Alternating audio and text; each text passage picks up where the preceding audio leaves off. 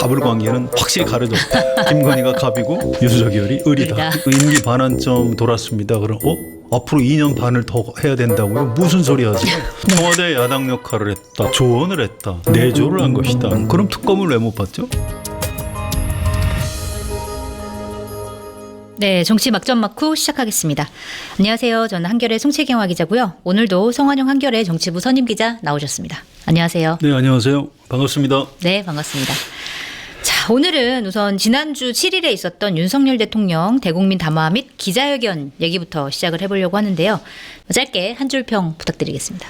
이게 그 신문사 편집 기자들이 어떤 복잡한 상황을 딱 한 줄로 네. 제목 뽑는데 아주 뭐 귀신들입니다. 네, 그렇죠. 일면 보통 기사. 그렇죠. 이제 네. 그날 윤석열 대통령 회견이 뭐든 그 다음 날 아침 조간신문의 일면 머리 기사 그것도 그 큰 제목으로 뽑혔는데요. 네. 그걸 쭉 봤어요. 그런데 며칠이 지나도 이렇게 기억에 남는 그런 제목들이 좀 있습니다. 네. 그래서 쭉 다 찾아봤어요. 그랬더니 예를 들어서 한겨레 신문은 어찌 됐든 사과. 네. 하고 140분 맹탕 회견 이렇게 뽑았고요. 뭐 네. 상황을 잘 압축했습니다. 조선일보는 그냥 윤석열 대통령 말을 그대로 소개했어요. 저와 아내 처신 올바르지 못해 사과드린다. 네. 이렇게 했고요. 중앙일보가 묘해요. 윤 대통령 어찌 됐든 사과. 네. 그러니까 한겨레 신문하고 비슷하죠. 경향신문은 아주 짧아요. 6글자. 고개만 숙였다. 네. 그게 제일 맞는 것 같아요. 고개만 숙였지 내용은 하나도 없다. 이제 네. 그런 얘기죠. 그래서 이게 참 이 일반 국민 시선이나 신문사 편집 기자들 시각이나 비슷하구나 이런 생각을 했습니다. 참 실망스러운 회견이었습니다. 네. 사실 저도 그날 사무실에서 동료들이랑 같이 생중계를 지켜봤는데 성완용 선임 기자께서도 정치부 현장 부스에 이제 여러 명이 같이 모여 있을 텐데 같이 생중계를 봤을 것 같아요. 같이 봤던 기자들 반응은 좀 어땠나요? 기자도 사람이죠. 뭐 한숨도 쉬고, 네. 웃음도 이렇게 뭐 웃기도 하고. 근데 제가 이 옆자리에서 들려온 말이 몇 마디 기억이 납니다. 네. 진짜 왜 저래? 뭐 이런 얘기죠. 또 나는 짜증나. 뭐 이런 네. 표현. 그래서 이게 기자들도 굉장히 좀 마음에 안 들었구나. 그걸 쉽게 알 수 있었습니다. 네, 알겠습니다.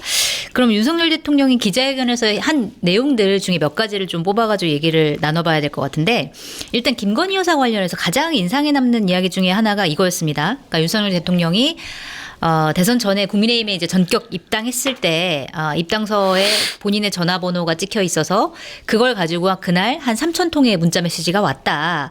그런데 그걸 밤새 김건희 여사가 답장을 하고 있더라. 이 얘기였어요. 이거 어떻게 보셨어요? 이게요. 회견 끝난 다음에 조국 혁신당의 박은정 검사라는 분이 계세요. 네.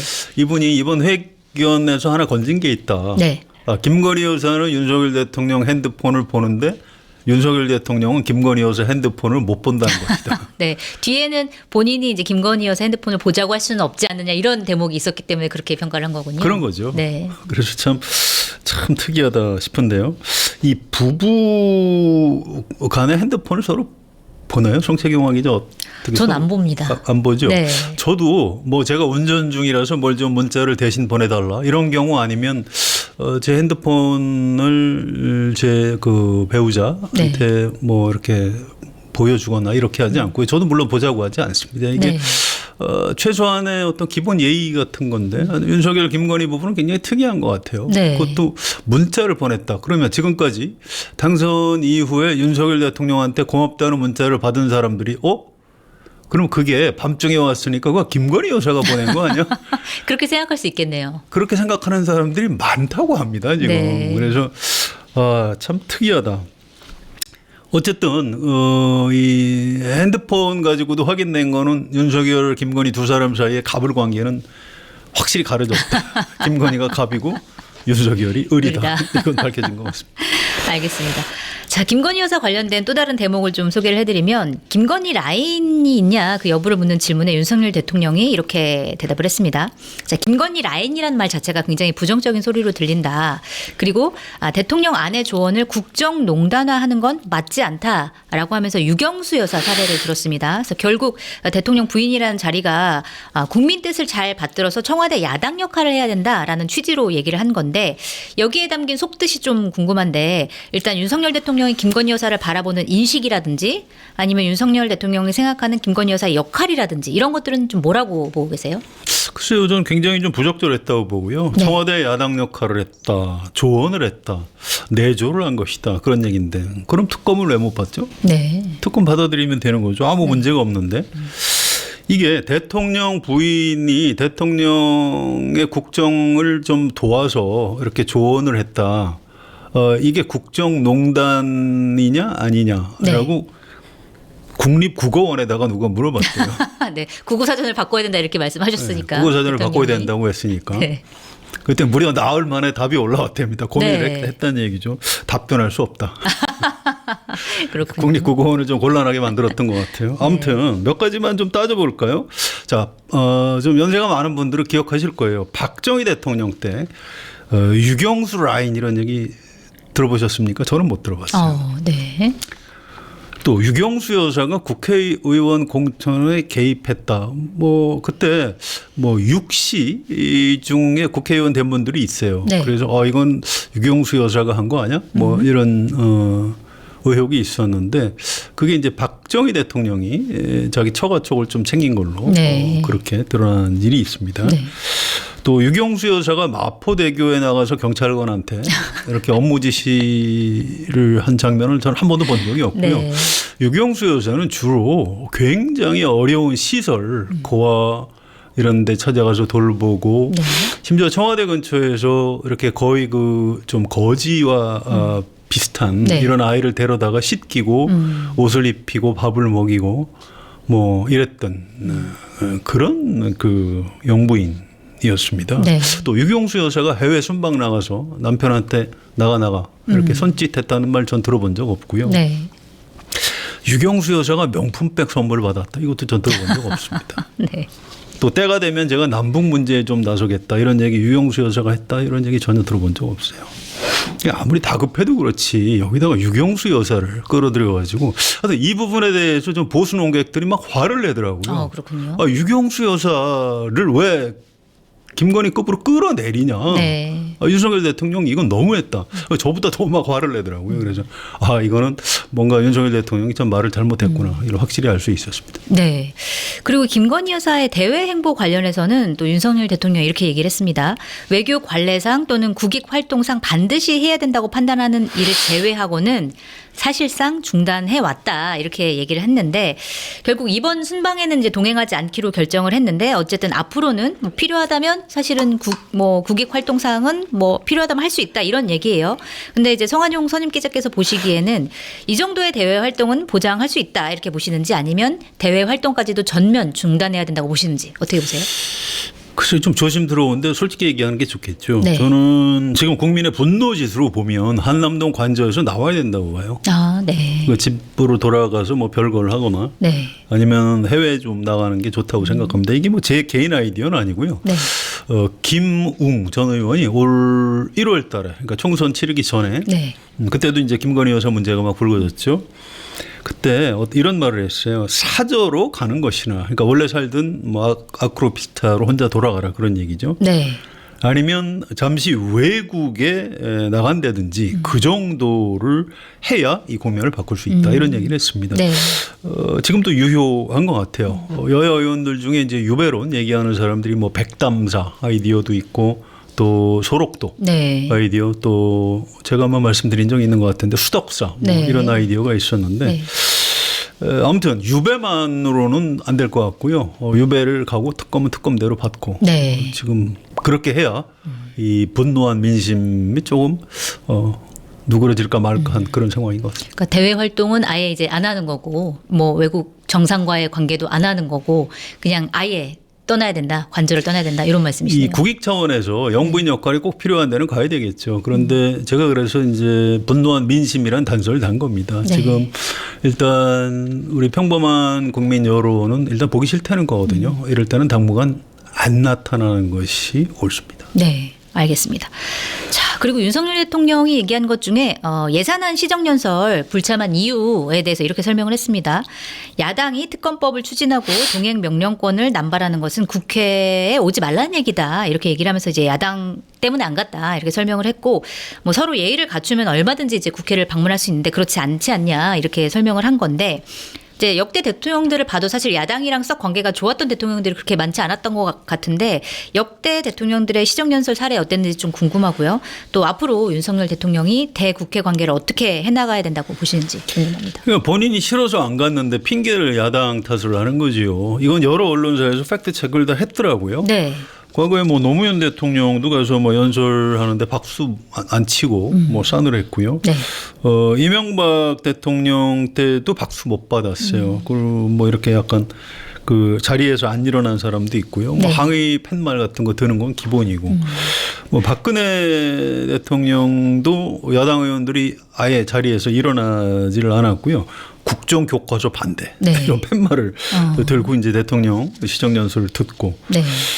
또 어떤 의원들은 대통령 연설하는데 중간에 퇴장했어요. 이건 아예 안 들어오는 것보다 더 좀 모욕을 주기 위해서 이제 그런 건데 네. 물론 당사자들은 그때 난 도저히 들을 수 없어서 나갔다 이렇게 얘기를 하지만 연설하던 대통령은 굉장히 황당했겠죠. 그래도 그런 굴욕을 감수하고 다 시정연설을 했습니다. 네. 또 뭐 그 2016년이죠. 나와라 최순실 뭐 이런 피켓팅을 했어요. 그거 다 견디고 하는 겁니다. 원래 대통령이 그런 거예요. 대통령이 국회에 가서 야당한테 좀 그렇게 당하는 모습도 보이고 네. 그래야 일반 국민도 참 대통령 고생한다. 이런 동정론이라도 얻을 수 있는 건데 이렇게 아예 안 가버리면 누가 윤석열 대통령을 변호해 줄 수 있어요? 네. 자기가 싫어서 안 가놓고 무슨 국회 탓, 야당 탓을 하고 지금 그런지 모르겠습니다. 저는 앞으로도 갈 가능성 별로 없는 것 같습니다. 아, 네. 그렇게 보시는군요. 그럼 앞으로 사실은 그래도 가긴 가야 되잖아요. 대국회가 사실 야당이 더 많은 의석수를 갖고 있기 때문에 야당과의 관계를 계속 척지고 가면은 아무것도 안 되는 거 아닌가요? 아무것도 안 되는 거죠. 네. 그럼 그동안 안 간 거는 아무것도 안 되는 걸 몰라서 안 갔나요? 다 알면서도 안 간, 싫어서 안 간 거예요. 네. 자, 그럼 가기 전에 야당이 이번엔 우리가 그 피켓팅 이런 거 안 하고 뭐 잘 해줄 테니까 오세요. 그런 야당이 어디 있어요, 세상에. 그럼에도 불구하고 가야 되는 거죠. 네. 가서 좀 당하는 모습, 화난 민심의 돌팔매를 만든 모습을 보여줄 필요도 있는 겁니다. 그런데 윤석열 대통령은 정정 자체가 그런 걸 싫어하는 것 같아요. 네. 평생 누구한테 싫은 소리 안 들어봤잖아요. 그러니까 야당한테 그런 모습 보이는 것 자체가 굴욕적이라고 생각하는 것 같고 네. 그래서 안 간 거죠. 그래서 앞으로도 저는 안 갈 것 같습니다. 알겠습니다. 돌을 맞고 가겠다고 했지만 사실 돌을 맞기 싫어하는 대통령의 성정이 드러난 거 아닌가 이런 그건 생각이 말로만 들기도 돌을 합니다. 맞겠다고 한 거지 실제로는 돌 맞고 싶지 않은 거죠. 네.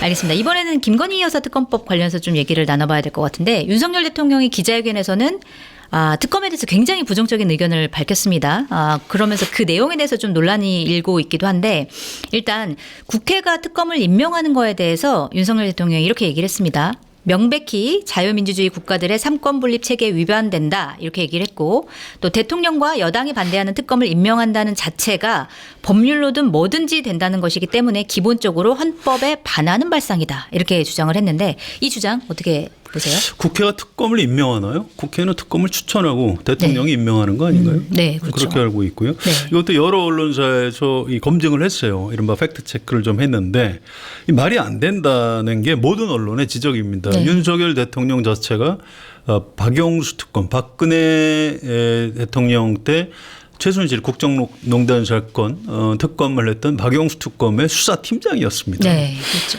그때 박영수 특검을 야당에서 추천했어요.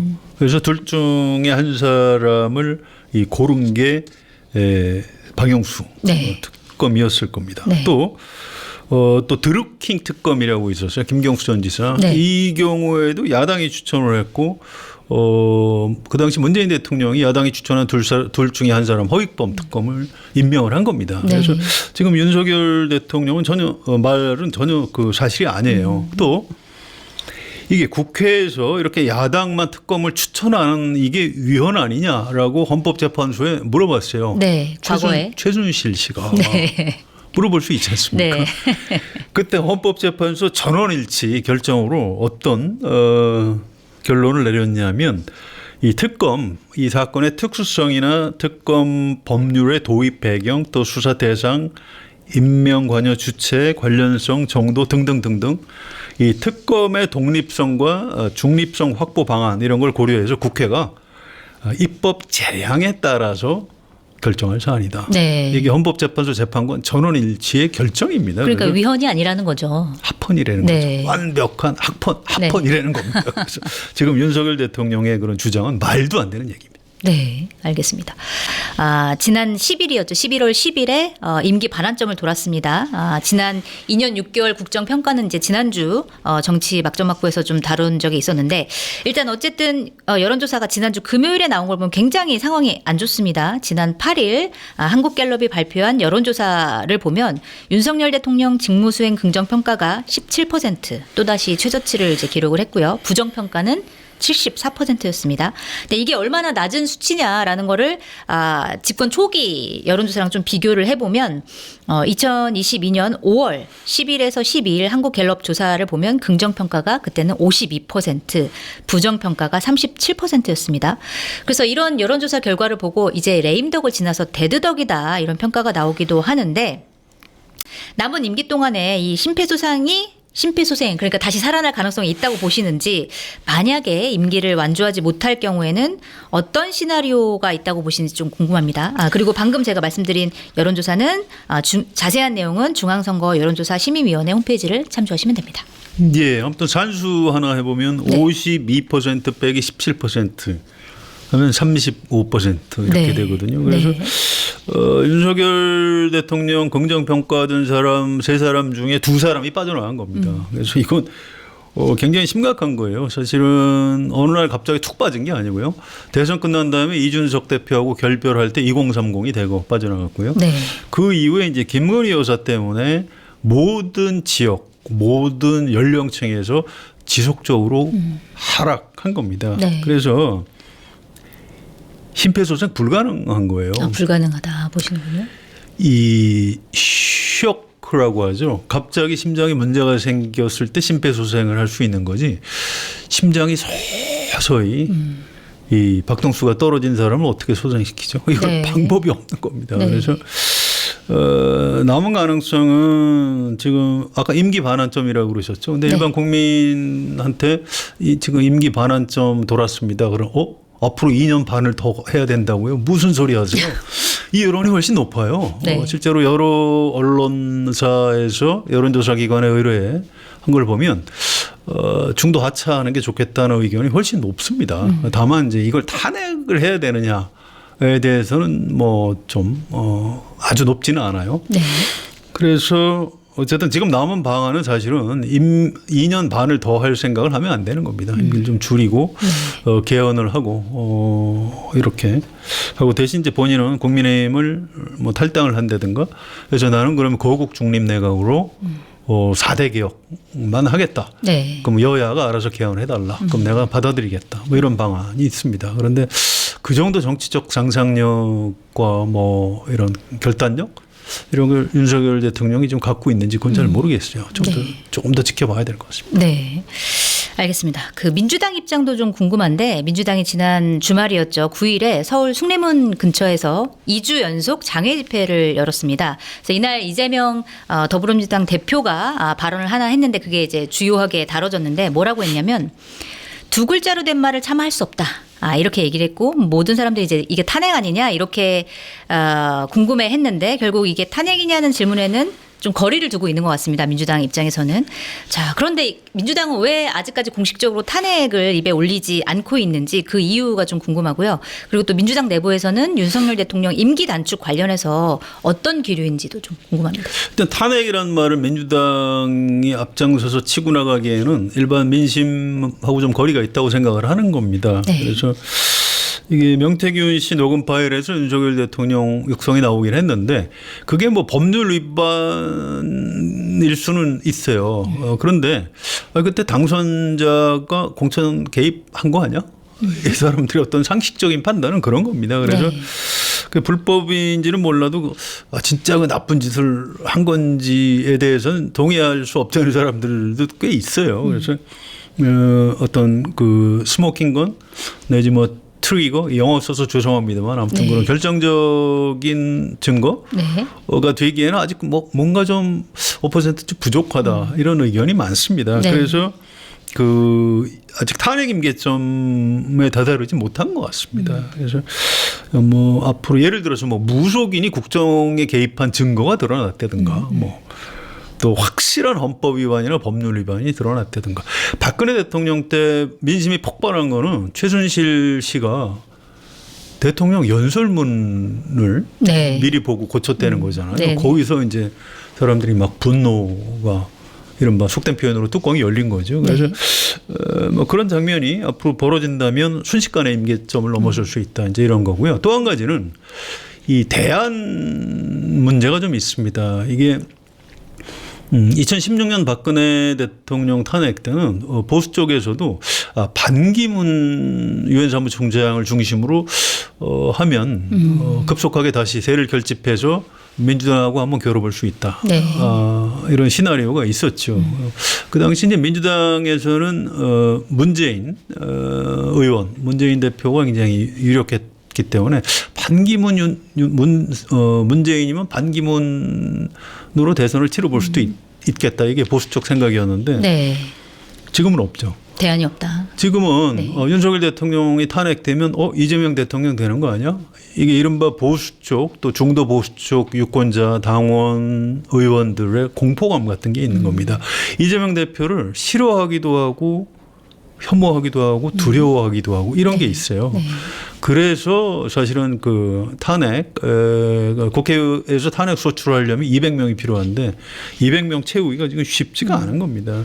또 이재명 대표하고 민주당도 그 민심의 그런 지점을 잘 알고 있어요. 그래서 네. 앞장서서 탄핵을 외치지는 못하는 이런 상황이라고 봐야 되고요. 그다음에 임기 단축에 대해서 민주당 입장은 그런 겁니다. 이게 이제 쉽게 설명을 드리면 임기를 2년을 단축하는 방안이 있고요. 이건 내년 5월 9일까지만 한다. 현 대통령의 임기는 내년 5월 9일까지로 한다. 이걸 헌법 부칙에 넣어서 네. 강제로 개헌하는 방법. 어쨌든 이거는 탄핵이 아니고 개헌이니까 이탈표가 좀 있지 않을까 이제 이런 기대를 하는 거고요. 그렇게 네. 되면 국민투표법도 개정을 해서 사실 윤석열 대통령을 강제로 끌어내리는 방안이죠. 이건 네. 또 헌법재판소 탄핵 심판이 필요 없는 거 아니겠습니까? 이런 방안이 있고요. 또 한 가지는 이제 임기 1년 단축 개헌이 있습니다. 이거는 윤석열 대통령이 동의를 해줘야 돼요. 네. 윤석열 대통령이 내 임기 1년 단축할 테니까 2026년에 지방선거 때 대선을 같이 치르도록 하자. 그리고 여야가 합의해 주면 내가 개헌에 동의하겠다. 이런 네. 방안입니다. 그래서 지금 민주당 의원들한테 물어보면 윤석열 대통령이 스스로 임기를 줄이거나 내려올 것 같지는 않다고 그래요. 지난번 회견 때도 2027년 5월 9일까지 내 열심히 일하겠다. 그렇게 이렇게 얘기했죠. 날짜를 얘기했거든요. 그래서 네. 이건 좀 뭔가 타의에 의해서 강제로 좀 끌어내릴 수밖에 없는데 그렇다면 임계점을 넘어가는 탄핵 국면으로 가거나 아니면 아까 말씀드렸듯이 임기 2년 단축 네. 그래서 강제 개헌 네. 이렇게 몰고 가는 수밖에 없는 것 같다. 이런 얘기들을 하고 있는 것 같습니다. 그런 분위기가 있다 민주당 안에. 그렇습니다. 네. 민주당 의원들 다수 생각이 뭐 그런 것 같습니다. 알겠습니다. 어떻게 될지 좀 지켜봐야 될 것 같고요. 만약에 탄핵을 할 경우에는 사유가 필요한데 그렇기 때문에 이제 사실은 민주당으로서는 김건희 특검이 일종의 그 지렛대가 될 수 있다 이렇게 생각할 수도 있을 것 같은데 그래서 그런지 이제 민주당이 굉장한 양보안을 이제 내놨는데 오는 14일에 열릴 예정인 국회 본회의에서 김건희 여사 기존 특검법에서 수사 대상을 축소를 하겠다. 원래는 13개였는데 그걸 2개로 줄이겠다. 그리고 특검 추천도 정당이 아니라 제3자에게 특검 추천권을 부여하겠다.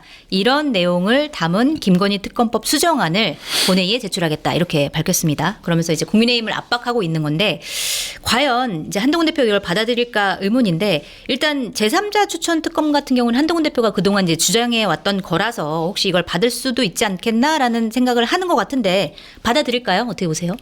일단 국민의힘 의원들은 특히 한동훈 대표하고 가까운 사람들은 이거 못 받아들인다고 해요. 그래서 네. 기자들이 아니, 왜 민주당이 이렇게 양보했는데 도이치모터스 사건하고 이제 명태균 씨 공천 개입 의혹 이 두 가지인데요. 이 명태균 씨와 관련된 이 공천 개입 사건은 특검이 네. 국민의힘 대표실을 압수수색할 것이다. 이런 이제 명분이 있어요. 핑계죠. 네. 그래서 이것 때문에 받아들일 수 없다. 뭐 이렇게 얘기를 합니다. 그래서 뭐 그전에는 뭐 13개 특검을 어떻게 하냐. 이거 말도 안 된다 했다가 지금은 2개로 줄여줬는데도 뭐 우리 저 국민의힘 대표실을 압수수색할 거 아니냐. 못한다. 그리고 네. 그동안 13개가 터무니없었다는 거를 민주당이 지금 스스로 입증한 것 아니냐. 뭐 이런 식으로 이게 말인지 뭔지 잘 모르겠는데 아무튼 논리 구성이 잘 안 됩니다. 논리 구성이 잘 안 돼요. 그렇게 해서 무조건 반대하고 있고요. 또 이제 민주당에서 이제 대법원장이 추천하면 야당이 한번 스크린해서 이렇게 대통령한테 추천하는 이런 식으로 아마 조정을 할 것 같습니다. 그런데 여기에 대해서는 국민의힘 의원들이 말을 잘 못하고 있어요. 네. 그래서 어쨌든 지난번에 두 번째 김건희 여사 특검법의 이탈표가 4표 정도 나왔었는데 이게 민주당이 이런 식으로 법안을 고쳐서 의결을 하면 나중에 윤석열 대통령 거부권을 거쳐서 무기명 투표를 할 때 네. 이탈표가 4표보다는 더 나올 가능성이 있는 것 같습니다. 네. 물론 그 사이에 이제 윤석열 대통령이 뭐 김건희 여사를 사과를 시킨다거나 아니면 본인이 한 번 더 국민 앞에 정중히 사과를 한다거나 특별감찰관을 임명을 한다거나 네. 아니면 우리 아까 얘기했듯이 혹시 뭐 유배를 보낸다거나 뭐 이렇게 되면 국민의힘 의원들이 반대할 수 있는 명분이 생기죠. 네. 근데 그거 없이 현재와 같은 상황에서 그대로 세 번째 특검법에 대한 재의결 무기명 투표를 한다. 그러면 제가 보기에는 이탈표가 8표 이상 나올 가능성이 있는 것 같습니다. 네. 그래서 이 상황이 지금 현재 묶어서 가정법으로 얘기를 하는 건 좀 정확하지 않고요.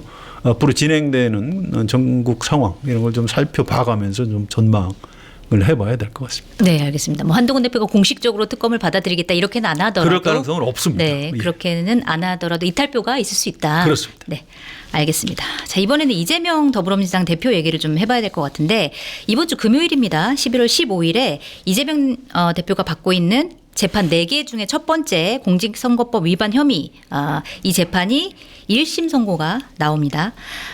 이게 뭐 이번엔 1심이지만 대법원 확정도 좀 빨리 나올 거다 이런 예상이 나오고 있는데 일단 이게 굉장히 중요한 게 뭐냐면 이재명 대표가 여기서 벌금 100만 원 이상 형을 선고받고 또 대법원까지 이게 확정이 되면 이재명 대표가 다음 대선에 출마를 못하게 됩니다. 근데 이제 반대로 유죄라고 하더라도 벌금 100만 원 이하 미만 선고가 나거나 무죄가 선고되면 이제 출마는 할 수 있게 되는 거죠. 이게 굉장히 이제 정치적으로 기로에 있기 때문에 굉장히 많은 눈들이 이 재판을 지금 지켜보고 있는데 이 두 개의 시나리오에 따른 전국 향방 예측을 좀 부탁드리겠습니다. 결론적으로 뭐 지금하고 얼마나 달라질지 잘 모르겠어요. 그래요. 네, 유죄 판결이 나오면 이재명 대표가 항소하지 않을까요? 네, 그렇겠죠. 당연히 네. 항소하겠죠. 무죄 판결이 나오면 검찰이 당연히 항소할 겁니다. 네. 그래서 이건 이제 2심으로 간다고 볼 수밖에 없고요. 또 2심에서 어떤 선고가 내려진다고 해도 상고하지 않을까요? 네. 그래서 이게 뭐 대법원 판결이 앞당겨질 수 있다는 얘기 송채경화 기자가 하셨지만 두고 봐야 돼요. 그래요. 이 선고 결과 언제 나올지 알 수가 없습니다. 그래서 네. 이번 1심 선고를 보고 당장 무슨 뭐 전국에 큰 뭐 변수가 될 것 같지는 않아요. 다만 네. 보수 언론이나 그쪽 논객들은 뭔가 이제 여기서 이재명 보낼 수 있다 이런 얘기들을 막 쓰고 있는데 희망사항 아닌가 싶고요. 일단 제 개인적으로는 지금하고 그렇게 크게 달라지지는 않을 것이다. 다만 판사가 판결문에다가 형량도 중요하지만 어떤 내용을 담느냐. 이건 아주 중대 범죄다. 네. 뭐 이런 식의 내용을 담으면 이재명 대표가 좀 타격을 받을 수는 있겠죠. 그런데 글쎄요, 지금 판사가 판결문을 어떻게 쓸지 뭐 형량은 물론이고 판결문의 내용을 어떻게 쓸지 현재로서는 전혀 예측할 수가 없습니다. 이거는 금요일 날 선고가 나온 이후에 우리가 아마 다음 주에 네. 이 자리에서 좀 다시 얘기를 해봐야 될 것 같습니다. 네, 알겠습니다. 다음 주에 어떤 얘기를 하게 될지 참 궁금해지네요. 자, 오늘 말씀 여기까지 들으려고 하는데요. 덧붙일 말씀 있으실까요? 예, 인적 개편에 대해서 조금 얘기를 하고 싶은데 윤석열 대통령이 아마 국회 예산안 처리 이후에 인적 개편을 할 것이다 이런 식으로 대통령실에서 얘기를 하고 있는데요. 이게 두 가지 문제가 있어요. 하나는 시기가 너무 늦습니다. 예산안 처리는 12월에 하는 거예요. 네. 지금 막 화가 나 있는데 그때까지 기다려줄지 그걸 모르겠어요. 뭐 대통령실 행정관 출신 누구 한국관광공사 사장 지원했던 걸 철회했다. 네. 그리고 음주운전했던 행정관을 일단 복직시켰는데 뭐 천천히 바꾸겠다. 네. 아니 그런 미관말직 인사를 가지고 무슨 인적 개편이라고 얘기하는 건 굉장히 좀 말이 안 되고요. 그래서 좀 인적 개편을 서두르는 게 좋겠다 이런 생각이 들고요. 또 한 가지는 인사의 내용이 좀 굉장히 걱정스럽습니다. 이게 지금 이게 이제 언론에 좀 보도도 되고요. 저는 저대로 약간 취재를 해보니까 이상민 행정안전부 장관이 이태원 참사 책임자인데 지금도 장관을 하고 있거든요. 네, 최장수 장관이죠. 이분 사실 그때 경질했어요. 네. 근데 이번에 인적 개편을 하면 이분을 더 발탁하겠다는 거예요. 비서실장 기용설이 나오죠. 예. 비서실장 기용설이 있는데 아무래도 무리인 것 같다 하니까 그러면 국정원장을 보낼까? 이런 검토를 하고 있다고 합니다. 네. 이게 도대체 뭐 하고 있는지 알 수가 없고요. 또 지금 정진석 비서실장을 바꿀 것 같은데 네. 바꾸게 되면 좀 더 개혁적인 사람을 앉혔으면 좋겠는데 이명박 대통령이나 박근혜 대통령 때 최측근이었던 약간 흘러간 물을 기용할 가능성이 있다고 누구죠? 합니다. 이건 좀 조심스러운데요. 아무튼 현재 이름이 나도는 사람 중에는 뭐 이정현 전 의원 이런 분들이 있어요. 그런데 뭐 그분 개인에 대해서 제가 뭐 악평을 하고 싶지는 않고요.